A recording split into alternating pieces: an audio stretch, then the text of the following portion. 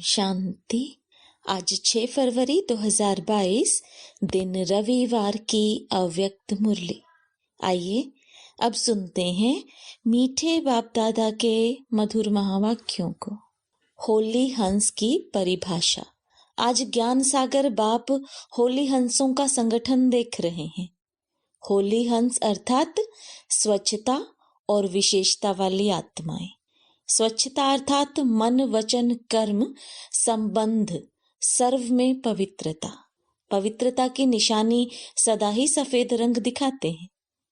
आप होली हंस भी सफेद वस्त्रधारी साफ दिल अर्थात स्वच्छता स्वरूप हो। तन मन और दिल से सदा बेदाग अर्थात स्वच्छ हो। अगर कोई तन से अर्थात बाहर से कितना भी स्वच्छ हो, साफ हो, लेकिन मन से साफ ना हो, स्वच्छ ना हो, तो कहते हैं कि पहले मन को साफ करो। साफ मन व साफ दिल पर साहेब राजी होता है। साथ साथ साफ दिल वाले की सर्व मुराद अर्थात कामनाएं पूरी होती हैं। हंस की विशेषता स्वच्छता अर्थात साफ है। इसलिए आप ब्राह्मण आत्माओं को होली हंस कहा जाता है। चेक करो कि मुझ होली हंस आत्मा की चारों ही बातों में अर्थात तन मन दिल और संबंध में स्वच्छता है। संपूर्ण स्वच्छता व पवित्रता, यही इस संगम युग में सबका लक्ष्य है।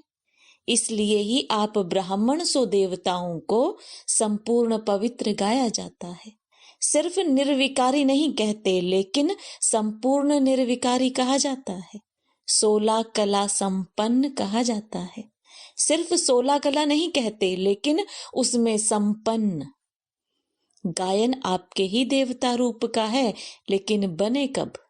ब्राह्मण जीवन में व देवता जीवन में। बनने का समय अब संगम युग है। इसलिए चेक करो कि कहाँ तक अर्थात कितने % में स्वच्छता अर्थात पवित्रता धारण की है। तन की स्वच्छता अर्थात सदा इस तन को आत्मा का मंदिर समझ उस स्मृति से स्वच्छ रखना। जितनी मूर्ति श्रेष्ठ होती है, उतना ही मंदिर भी श्रेष्ठ होता है। तो आप श्रेष्ठ मूर्तियां हो या साधारण हो, ब्राह्मण आत्माएं सारे कल्प में नंबर 1 श्रेष्ठ आत्माएं। ब्राह्मणों के आगे देवताएं भी सोने तुल्य हैं और ब्राह्मण हीरे तुल्य हैं। तो आप सभी हीरे की मूर्तियां हो। कितनी ऊंची हो गई। इतना अपना स्वमान जान इस शरीर रूपी मंदिर को स्वच्छ रखो। सादा हो लेकिन स्वच्छ हो। इस विधि से तन की पवित्रता सदा रूहानी खुशबू का अनुभव कराएगी। ऐसी स्वच्छता पवित्रता कहाँ तक धारण हुई?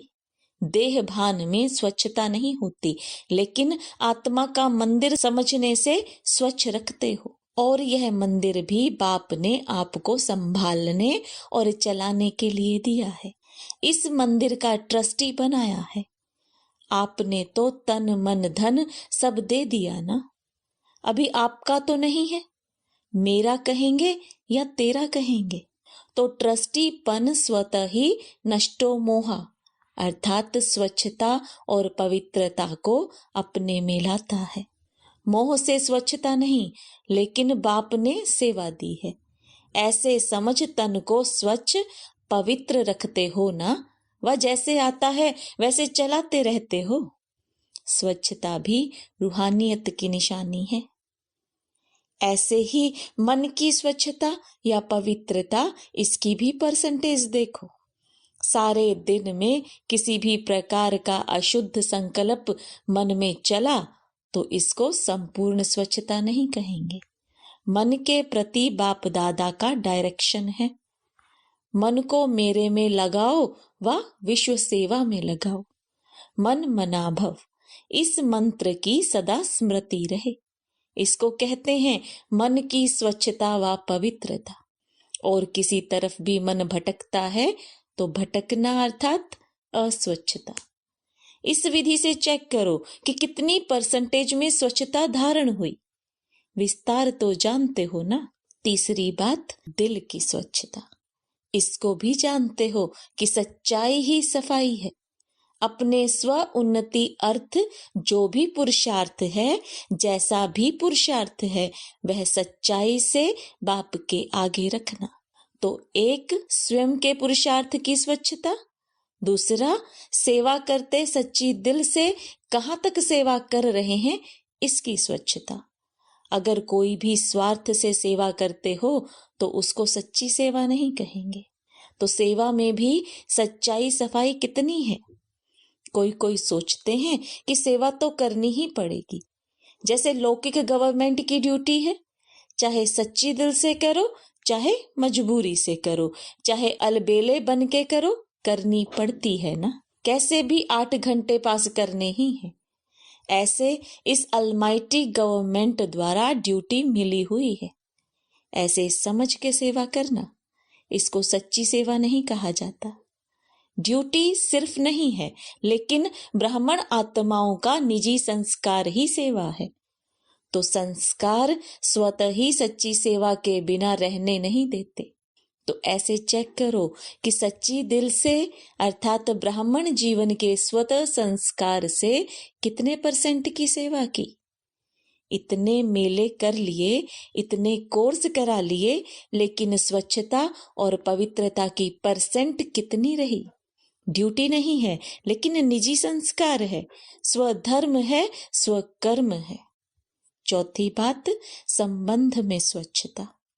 इसका सार रूप में विशेष यह चेक करो कि संतुष्टता रूपी स्वच्छता कितने % में है। सारे दिन में भिन्न भिन्न वैरायटी आत्माओं से संबंध होता है। 3 प्रकार के संबंध में आते हो। एक, ब्राह्मण परिवार के, दूसरा आए हुए जिज्ञासु आत्माओं के, तीसरा लौकिक परिवार के। तीनों ही संबंध में सारे दिन में स्वयं की संतुष्टता और संबंध में आने वाली दूसरी आत्माओं के संतुष्टता की % कितनी रही। संतुष्टता की निशानी स्वयं भी मन से हल्के और खुश रहेंगे और दूसरे भी खुश होंगे। असंतुष्टता की निशानी स्वयं भी मन से भारी होंगे। अगर सच्चे पुरुषार्थी हैं तो बार बार ना चाहते भी ये संकल्प आता रहेगा कि ऐसे नहीं बोलते, ऐसे नहीं करते तो अच्छा। यह बोलते थे, यह करते थे, यह आता रहेगा। अलबेले पुरुषार्थी को यह भी नहीं आएगा, तो यह बोझ खुश रहने नहीं देगा, हल्का रहने नहीं देगा। संबंध की स्वच्छता अर्थात संतुष्टता, यही संबंध की सच्चाई और सफाई है। इसलिए आप कहते हो सच तो बिठो नच, अर्थात सच्चा सदा खुशी में नाचता रहेगा। तो सुना होली हंस की परिभाषा। अगर सत्यता की स्वच्छता नहीं है तो हंस हो, लेकिन होली हंस नहीं हो। तो चेक करो संपन्न और संपूर्ण का जो गायन है वह कहाँ तक बने हैं। अगर ड्रामा अनुसार आज भी इस शरीर का हिसाब समाप्त हो जाए तो कितनी % में पास होंगे, वह ड्रामा को कहेंगे। थोड़ा समय ठहरो, यह तो सोचकर नहीं बैठे हो कि छोटे छोटे तो जाने वाले हैं ही नहीं। एवर रेडी का अर्थ क्या है? समय का इंतजार तो नहीं करते कि अभी 10-11 वर्ष तो हैं। बहुत करके 2000 का हिसाब सोचते हैं, लेकिन सृष्टि के विनाश की बात अलग है। अपने को एवर रेडी रखना अलग बात है, इसलिए उससे नहीं मिलाना। भिन्न भिन्न आत्माओं का भिन्न भिन्न पार्ट है। इसलिए यह नहीं सोचो कि मेरा एडवांस पार्टी में तो नहीं है या मेरा तो विनाश के बाद भी पार्ट है। कोई आत्माओं का है, लेकिन मैं एवर रेडी रहूं, नहीं तो अलबेलेपन का अंश प्रकट हो जाएगा। एवर रेडी रहो, फिर चाहे 20 वर्ष जिंदा रहो, कोई हर्जा नहीं, लेकिन ऐसे आधार पर नहीं रहना। इसको कहते हैं होली हंस। ज्ञान सागर के कंठे पर आए हो ना, तो आज होली हंस की स्वच्छता सुनाई, फिर विशेषता सुनाएंगे। टीचर्स को चेक करना आता है ना, टीचर्स को विशेष समर्पित होने का भाग्य मिला हुआ है। चाहे प्रवृत्ति वाले भी मन से समर्पित हैं, फिर भी टीचर्स का विशेष भाग्य है। काम ही याद और सेवा का है, चाहे खाना बनाती या कपड़े धुलाई करती, वह भी यज्ञ सेवा है, वह भी अलौकिक जीवन प्रति सेवा करती हो। प्रवृत्ति वालों को दोनों तरफ निभाना पड़ता है। आपको तो एक ही काम है ना, डबल तो नहीं है। जो सच्चाई और सफाई से बाप और सेवा में सदा लगे रहते हैं, उन्हें कोई और मेहनत करने की आवश्यकता नहीं पड़ती है। सुनाया था कि योग्य टीचर का भंडारा और भंडारी सदा भरपूर रहेगा। फिक्र नहीं करना पड़ेगा अगला मास कैसे चलेगा, मेला कैसे होगा। सेवा के साथ साथ साधन स्वतः प्राप्त होंगे। रूहानी आकर्षण सेवा और सेवा केंद्र स्वतः ही बढ़ाती रहती है। जब ज्यादा सोचते हो कि जिज्ञासु क्यों नहीं बढ़ते, ठहरते क्यों नहीं, चले क्यों जाते हैं, तो जिज्ञासु नहीं ठहरते। योग युक्त होकर रूहानियत से आवाहन करते हो तो जिज्ञासु स्वतः ही बढ़ते हैं। ऐसे होता है ना। तो मन सदा हल्का रखो, किसी प्रकार का बोझ नहीं रहे। किसी भी प्रकार का बोझ है, चाहे अपना, चाहे सेवा का, चाहे सेवा साथियों का, तो उड़ने नहीं देगा। सेवा भी ऊंची नहीं उठेगी। इसलिए सदा दिल साफ और मुराद हासिल करते रहो। प्राप्तियां आपके सामने स्वतः ही आएंगी। क्या सुना? सर्व रूहानी प्राप्तियां हैं ही ब्राह्मणों के लिए, तो कहां जाएंगी? अधिकार ही आप लोगों का है, अधिकार कोई छीन नहीं सकता। अच्छा, सर्व होली हंसों को, चारों ओर के सच्चे साहिब को राजी करने वाले, सच्ची दिल वाली श्रेष्ठ आत्माओं को, सदा स्वयं को एवर रेडी रखने वाले नंबर 1 बच्चों को, सदा अपने को गायन योग्य, संपूर्ण और संपन्न बनाने वाले बाप के समीप बच्चों को, सदा अपने को अमूल्य हीरे तुल्य अनुभव करने वाले अनुभवी आत्माओं को बाप दादा का याद प्यार और नमस्ते। रूहानी बच्चों की रूहानी बाप दादा को याद प्यार, गुड मॉर्निंग और नमस्ते। महाराष्ट्र ग्रुप से अव्यक्त बाप दादा की मुलाकात। सदा खुशहाल रहते हो? खुशहाल अर्थात भरपूर, संपन्न। खुशहाली स्वयं को भी प्रिय, औरों को भी प्रिय लगती है। जहां खुशहाली नहीं होती उसे कांटों का जंगल कहते हैं। तो आप सबकी जीवन खुशहाल बन गई है। और चाल कौन सी हो गई? उड़ती कला वाली फरिश्तों की चाल हो गई। तो हाल भी अच्छा और चाल भी अच्छी। दुनिया वाले मिलते हैं तो हाल चाल पूछते हैं ना। तो आपका क्या हाल चाल है? हाल है खुशहाल और चाल है फरिश्तों की चाल। दोनों ही अच्छे हैं ना। खुशहाली में कोई कांटे नहीं आएंगे। पहले कांटों के जंगल में जीवन थी, अभी बदल गई। अभी फूलों की खुशहाली में आ गए। सदा जीवन में दिव्य गुणों के फूलों की फुलवाड़ी लगी हुई है। दिव्य गुणों के गुलदस्ते का चित्र बनाते हैं ना। वह दिव्य गुणों का गुलदस्ता कौन सा है? आप हो ना, या दूसरे कोई हैं? कांटों का कभी गुलदस्ता नहीं बनता, फूलों का गुलदस्ता बनता है। सिर्फ पत्ते ही होंगे तो भी कहेंगे गुलदस्ता ठीक नहीं है। तो आप स्वयं दिव्य गुणों का गुलदस्ता अर्थात खुशहाल हो गए। जो भी आपके संपर्क में आएगा उसे दिव्य गुणों के फूलों की खुशबू आती रहेगी और खुशहाली देख करके खुश होंगे, शक्ति का भी अनुभव करेंगे। इसलिए आजकल डॉक्टर्स भी कहते हैं बगीचे में जाकर पैदल चलो। तो खुशहाली औरों को भी शक्तिशाली बनाती है और खुशी में भी लाती है। इसलिए आप लोग कहते हो कि हम एवर हैप्पी हैं। चैलेंज भी करते हो कि अगर किसी को एवर हैप्पी बनना हो तो हमारे पास आए। आप सभी को बाप की स्मृति दिलाएंगे। तो एवर हेल्दी, एवर वेल्दी और एवर हैप्पी, यह आपका जन्म सिद्ध अधिकार है। यह अधिकार आपको तो मिल गया ना। सभी को कहते हो कि जन्म सिद्ध अधिकार है।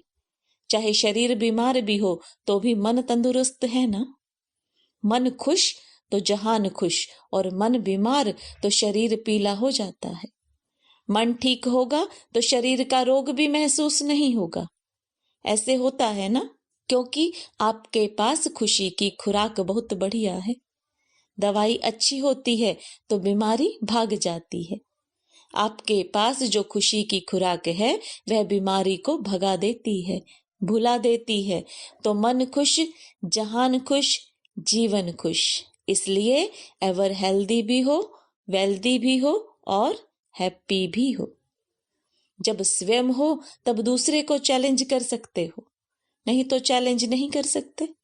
अपने को देखकर औरों के ऊपर रहम आता है, क्योंकि अपना परिवार है ना। चाहे कैसी भी आत्माएं हैं, लेकिन है तो एक ही परिवार के। जिसको भी देखेंगे तो महसूस करेंगे कि यह हमारा ही भाई है, हमारे ही परिवार का है। परिवार में भी कोई नजदीक के होते हैं, कोई दूर के होते हैं, लेकिन कहेंगे तो परिवार के ना। जैसे बाप रहम दिल है, बाप से यही मांगते हैं कि कृपा करो, रहम करो। तो आप भी कृपा करेंगे, रहम करेंगे ना, क्योंकि बाप समान निमित्त बने हुए हो। ब्राह्मण आत्मा को कभी भी किसी आत्मा के प्रति घृणा नहीं आ सकती। रहम आएगा, घृणा नहीं आ सकती, क्योंकि जानते हैं कि चाहे कंस हो, चाहे जरासंधी हो, चाहे रावण हो, कोई भी हो, लेकिन फिर भी रहम दिल बाप के बच्चे घृणा नहीं करेंगे। परिवर्तन की भावना रखेंगे, कल्याण की भावना रखेंगे। फिर भी अपना परिवार है, परवश है। परवश के ऊपर कभी घृणा नहीं आती। सभी माया के वश हैं, तो परवश के ऊपर दया आती है, रहम आता है। जहां घृणा नहीं आएगी वहां क्रोध भी नहीं आएगा। जब घृणा आती है तो जोश आता है, क्रोध आता है। जहां रहम होता है वहां शांति का दान देंगे। दाता के बच्चे हो ना, तो शांति देंगे ना। अच्छा, वरदान। ज्ञान खजाने द्वारा मुक्ति, जीवन मुक्ति का अनुभव करने वाले सर्व बंधन मुक्त भव। ज्ञान रत्नों का खजाना सबसे श्रेष्ठ खजाना है। इस खजाने द्वारा इस समय ही मुक्ति, जीवन मुक्ति की अनुभूति कर सकते हो।